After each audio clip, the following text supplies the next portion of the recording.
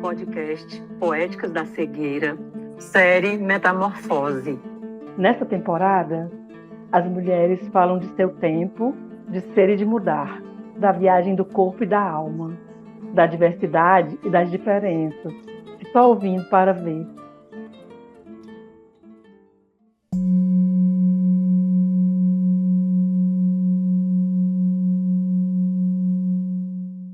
Sou Rita Ribeiro, mulher negra, deficiente visual total. Sou dona de casa, dançarina. Tenho 1,62 m de altura, peso 67 quilos. Cabelos grisalhos, frisados, abaixo da orelha, sobrancelhas finas, olhos castanhos escuros, nariz redondo e lábios medianos. Estou com batom vermelho. Porto óculos esporte, brincos, gargantilhas e pulseiras douradas. Estou de vestido vermelho longo. Tenho unhas pintadas de vermelho.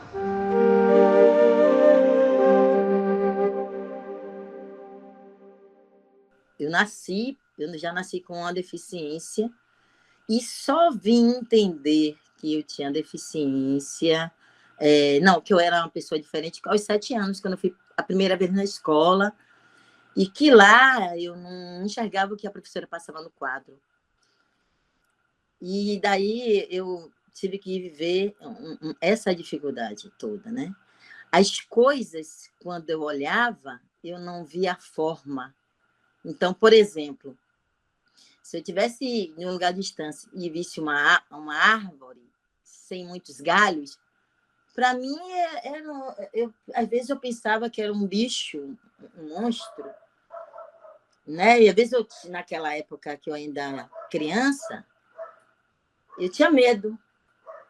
E se eu estivesse, às vezes, sozinha, eu ia por um outro lugar, por um outro caminho, para poder não passar por ali. Depois, quando eu fui crescendo, eu vim descobrindo que era a minha visão que era assim. Eu, quando via as coisas, eu não via o que era, aí a minha visão formava qualquer coisa.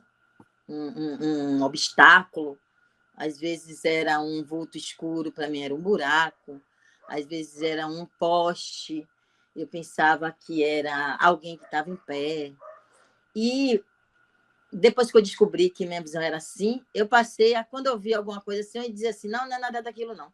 E quando eu chegava perto, realmente não era.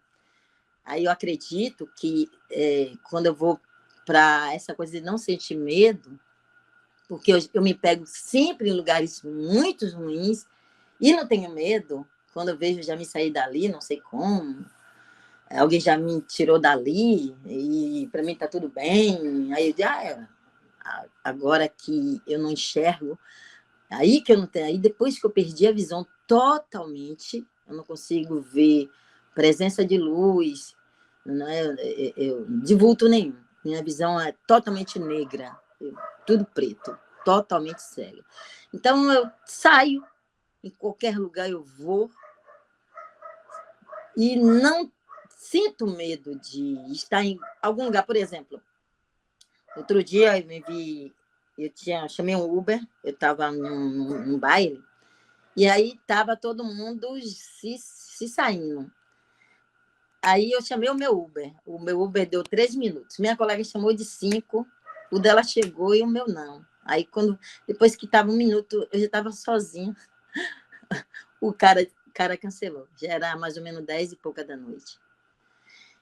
Aí eu olhei para um lado, olhei para o outro, ouvi só carros passando assim, e eu me vi sozinha, porque se tinha alguém perto, eu não estava vendo. Aí eu disse, senhor, você vai ter que tomar conta de mim. Aí peguei o celular, chamei o Uber novamente. E graças a Deus, o Uber, 2 minutos. Aí eu procurei o lugar, porque eu também não queria ficar muito com o celular na mão, porque eu não sabia quem estava ali. Mas eu precisava falar com o motorista. Aí eu fui lá rapidinho, consegui falar com ele. Aí eu liguei, aí tinha um lugar de ligar, liguei, ele atendeu. Eu fiz, moça, eu estou aqui. em tal lugar. Ele fez, eu estou indo, ele buscar. Eu disse, não, não cancele não, senhor. Ele fez, não, não vou cancelar não. Aí eu disse como eu estava, que eu era deficiente, eu estava sozinha. E assim eu peguei, desliguei, peguei o celular ligado, botei na bolsa, fechei, na tentativa de ouvir qualquer coisa, né? Não foi assim que eu ali, toda pousuda, como se eu estivesse enxergando, mesmo com a bengala na mão, com temor, mas sem medo. Porque eu sabia que eu estava sozinha e podia qualquer pessoa se aproximar de mim. Mas eu não. A minha bolsa estava segura comigo, não em uma das mãos, entrelaçada no meu corpo, a bengala da outra mão. E eu, firme ali, ó, toda ereta, toda posuda, como se eu estivesse ali vendo tudo, mesmo com a bengala na mão. Então foi assim que o Uber chegou, buzinou, eu perguntei, é seu Jairo? Ele, sim, sim. Aí eu fui até o encontro dele, da porta, ele me direcionou até a porta que eu entrei, e agradeci a Deus porque nada me aconteceu, ele chegou até aqui a minha porta, eu entrei, e para mim foi mais uma etapa de um medo que eu venci, e que eu não tive medo. Então, eu já me estive em várias situações de que era para eu temer, e eu não tive medo. Eu não sei de onde eu tiro isso, mas eu tenho muita autoconfiança, né? Eu acredito muito em Deus, e depois eu acredito em mim, que é o que estou ali mesmo. Então, quando se fala de a pessoa cega, eu conheço muitas pessoas e sei que uma das coisas, ou uma das causas que a gente, às vezes, não tem autonomia é a falta de coragem. Que quando você não tem coragem, você tem medo. E como eu não tenho medo, eu tenho muita coragem. E isso que me faz eu ir mudando, né? Passando sempre por essa metamorfose. Quando eu quero mudar para alguma coisa, não tem problema, eu vou e mudo. Se eu tiver de fazer algo que não está dentro daquele comportamento meu, se eu achar que eu posso fazer, aí eu procuro ver. Eu sempre tenho também essa expertise em mim. Todas as vezes que eu vou fazer algo, eu faço o plano A, que é aquele que eu já vou fazer, e vou para o plano B, que é o que pode não dar certo. Aí eu já tenho uma saída. E eu sempre fiz isso, mesmo quando eu tinha baixa visão, e nunca deu errado. E quando deu errado, eu não achei que deu errado. Eu achei que não era para ser, pronto. E talvez tenha sido por isso que eu venço o medo de qualquer situação. E você traz coisas muito interessantes na relação, né? Medo e coragem, mas esse lugar da confiança como um lugar importante que a gente precisa ativar, né? Que as mulheres precisam ativar em si para se firmar, né? Para se firmar nesses gestos de autonomia, de libertação, né? Que é muito importante para nós, mulheres com deficiência. É importante, mas é muito difícil. Não é impossível. Por que eu falo que é difícil? Porque eu não posso fazer com que as outras mulheres tenham essa confiança e como uma importância muito grande para a gente, porque é uma coisa que eu acho que desenvolve dentro de cada um de nós, mediante as nossas necessidades. Eu, por exemplo, como sempre fui a mãe, a dona, aquela que resolve tudo, a resolutiva, então não tinha espaço para o medo. Eu tive que criar 4 filhos sozinha, apesar deles terem pai, deles terem tios, deles terem madrinha, né? Quando eu passei a criar meus filhos sozinha, ele já não tinha mais a avó, minha mãe. A avó do pai não podia contar, né? Meu pai também não podia contar. Então, eu tinha meus irmãos, mas eu era sozinha para tomar conta dos meus 4 filhos e dar conta, em todos os sentidos. Então, eu tive que ser uma mulher sem visão, com pouca visão, para olhar 4 filhos Hoje, quando eu penso, quando eu vou lá atrás, que penso, como é que eu consegui? Aí eu não me preocupo como é que eu não consegui, porque eu consegui. Naquela época, não tinha a mídia, não tinha informações, como tem hoje, que você quer qualquer coisa, como é que você cria seu filho? Você vai aqui no Google, no YouTube e lá descobre, né? Naquele tempo não existia isso.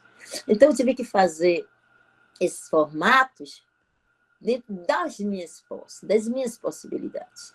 Como é que eu vou criar meus filhos? Não vou deixar na rua. Todo mundo aqui perto de mim. Se eu estivesse na porta da minha casa, eu ficava sentada e todos eles perto de mim, para que eu não perdesse ninguém do alcance dos meus olhos, que era pouco. Então, eu usava tantas técnicas que não foi ninguém que me ensinou, ela vinha de dentro de mim, que eu nem sei como é que ela vinha, não sei nem como ensinar isso. Né? Que é uma coisa que partia assim, muito daquele momento assim. Se eu tivesse de mandar eles irem ali comprar, eu pensava, e se não voltar, como é que eu vou procurar? Não, fica todo mundo aqui, fechava a porta, todo mundo aí sentado. Quando eu chegava, todo mundo aqui. O lugar era próximo, eu ia rápido, ia no pé, não deixava também ninguém parar para conversar comigo, e voltava, encontrava às vezes todos os 4 no mesmo lugar, sentados. Aí pode sair, pode brincar, pode ficar aqui.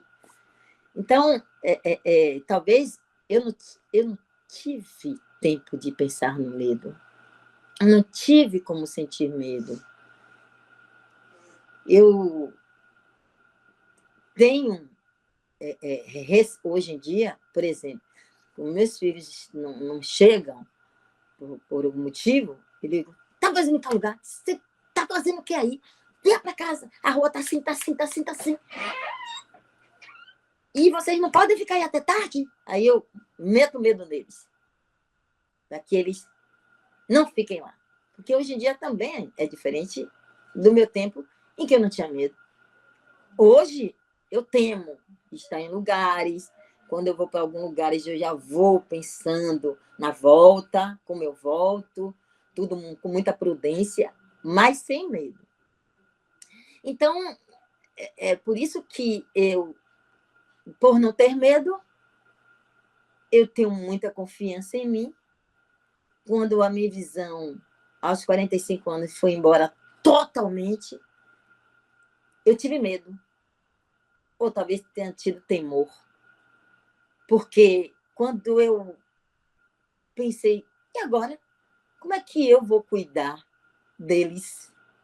Mesmo sabendo que eles já eram grandes. Como é que eu vou cuidar de mim? Porque se eu deixar, vão tomar posse de mim.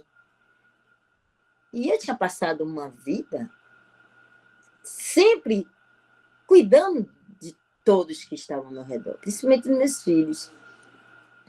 Então, eu não me vi naquele lugar de ter alguém para me cuidar de mim.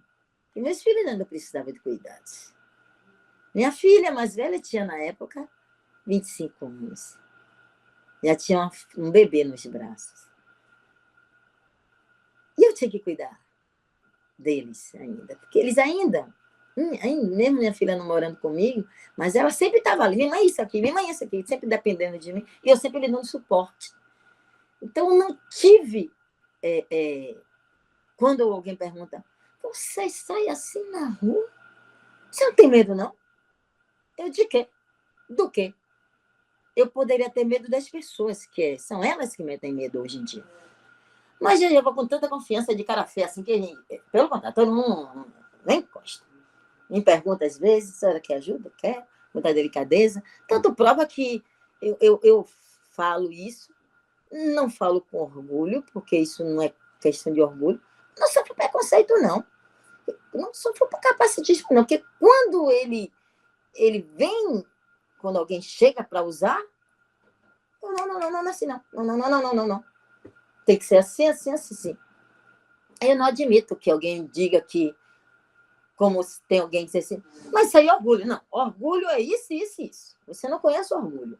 Isso aqui não é orgulho. Isso aqui eu digo que eu cheguei até aqui, passei por tantas coisas lá para chegar aqui, por que aqui eu tenho que ter cuidado extremo? Se aqui eu estou segura.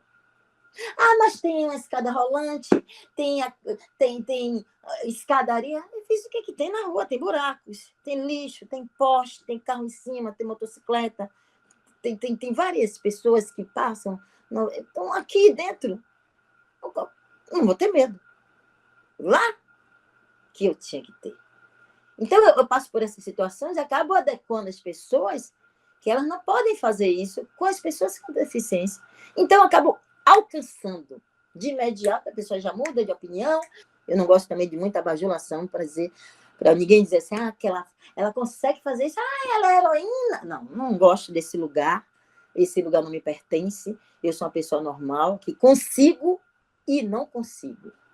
Eu vou e posso não querer ir. Eu vou e posso não conseguir e volto. Em momento nenhum eu acho que alguém me pediu. Em momento nenhum eu acho que fulana usou de capacitismo que me fez chorar. Eu não. Eu posso até chorar depois, por algum outro, mas não deixo a pessoa se fazer melhor do que eu, porque eu estou na condição de uma mulher com deficiência visual. E nisso acontece em todos os lugares onde eu vou passando.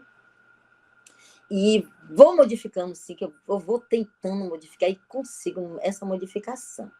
Então, não deixo nada de nenhum acontecimento que eu tenha que passar em qualquer lugar, como uma queda, um sapato que quebrou, um salto meu que soltou, uma capa fixa. Eu já vim com a bengala quebrada para casa.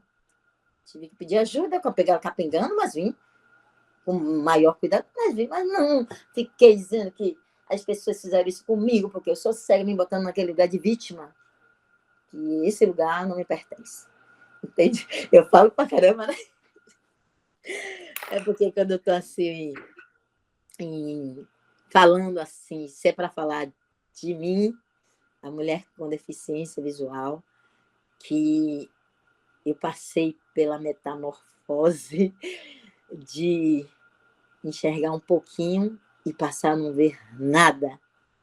E vou dizer para vocês, mulheres, hoje, como uma mulher cega, nessa condição, eu sou muito melhor de quando eu tinha baixa visão e as pessoas pensavam que eu era uma pessoa normal visualmente. E eu não era. Hoje sou muito melhor, eu sou muito mais empoderada, eu tenho muito mais autonomia. E quando falo isso, eu sinto uma alegria muito dentro de mim, porque é como se eu fosse uma mulher imbatível. Mas não é isso, não. Mas é como se eu fosse. Eu estou nessa fase, assim, de uma mulher que eu posso tudo que eu quiser. Eu tenho certeza que nós, mulheres, podemos tudo que quisermos. Basta a gente desenvolver a forma do querer, porque está dentro de cada um de nós. O querer não está no outro. Eu posso, eu faço. Esse lugar de mulher com medo, uma mulher sem coragem, uma mulher incapacitada, esse lugar nunca foi meu. Mesmo que os outros me vejam dessa forma. Eu não tenho nada a ver com os outros. Se eles me veem incapaz, é problema deles, porque já passei na frente. Enquanto ele está procurando achar que eu sou incapaz, eu já fui lá, já voltei. E mostrei para ele, para ela, que a incapacidade está dentro dela, que a incapacidade da gente fazer qualquer coisa está dentro da gente. Porque se eu tenho medo de pegar uma faca, porque eu vou me cortar, eu nunca pegarei nessa faca. Se você vai descer uma escada, qualquer pessoa cai da escada. Por que eu não vou descer? Eu vou descer para não cair. Mas se eu cair, eu penso em cair e levantar.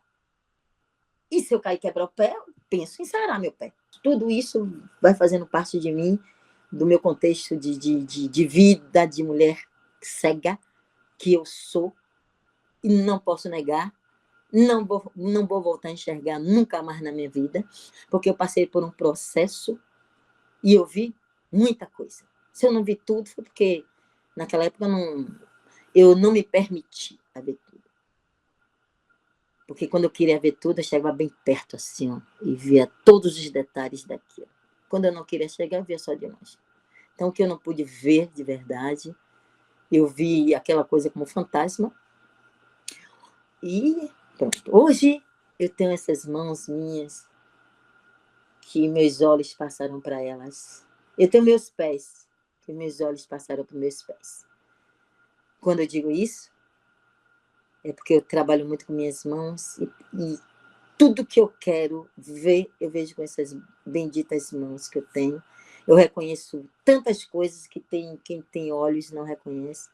Não sou eu que estou dizendo, eu já passei por várias experiências e hoje eu tenho as minhas mãos, eu cuido das minhas mãos como as pessoas cuidam dos seus olhos. Eu cuido muito da minha mão, eu não quero que minha mão se estrague, eu não quero que minhas mãos elas se acidentem, assim como meus pés também. Que eu ando na rua e quando eu vou num lugar uma vez, na outra vez eu já conheço até as pedras que lá estão. Então, é por isso que a perca da visão, essa coisa de eu não enxergar, ela não me impede de ser o que eu quero ser. Se eu não quiser ser, é porque eu não quero, não é por conta da visão. Eu digo sempre assim, né? Eu podia ir para uma universidade, podia ter possibilidade, mas quando eu queria, eu não tive oportunidade. Me tiraram essa oportunidade e eu deixei que me tirasse, porque eu nunca fui apaixonada pelos estudos, porque a minha dificuldade de estudar foi muito grande. Muito grande. Então, eu tive muita dificuldade para conseguir alcançar, ter o segundo grau. Perdi várias séries. Então, o estudo, ele não me fascina. Agora, o que eu tenho a dizer para vocês, que eu não tenho estudo, não. Eu não tenho universidade, não. Mas eu tenho um conhecimento de vida, assim, que é inigualável. Eu tenho 60 anos, fiz esse ano, e posso, sim, falar de qualquer assunto. Não vou falar com a experiência de quem estuda um livro, né, de cientista, mas eu vou falar de coisas que eu passei o dia a dia, e foram muitas e muitas e muitas, inúmeras experiências. Isso talvez tenha me fortalecido, me tornado uma mulher sem medo, uma mulher... Eu tenho coragem até na fala, né? Eu quando falo assim, eu tenho até medo da minha voz. Medo, não é medo, é assim, receio de como ela vai chegar até as pessoas. Que tem pessoas que se assustam quando eu falo, mas eu falo sem medo. Eu falo sem rancor, eu falo com muita segurança. E tive que aprender com a vida. Essa é uma parte bem boa da minha história de mulher cega, do movimento, da metamorfose, dessa transformação, que é Rita Ribeiro. O podcast Poéticas da Cegueira faz parte do projeto de pesquisa colaborativa engajada A Flor da Pele, Poéticas e Políticas da Cegueira no Brasil, uma parceria do Lab Conatus, Laboratório de Pesquisa sobre Corpo, Naturezas e Sentidos da Universidade Federal Fluminense, UFF, com o Movimento Brasileiro de Mulheres Cegas e com Baixa Visão, MBMC. Coordenada pela antropóloga Olivia von der Weide, a pesquisa nasce de um lugar de experimentação com modos de ser e de expressão que se ancoram na experiência corporificada de mulheres cegas e com baixa visão.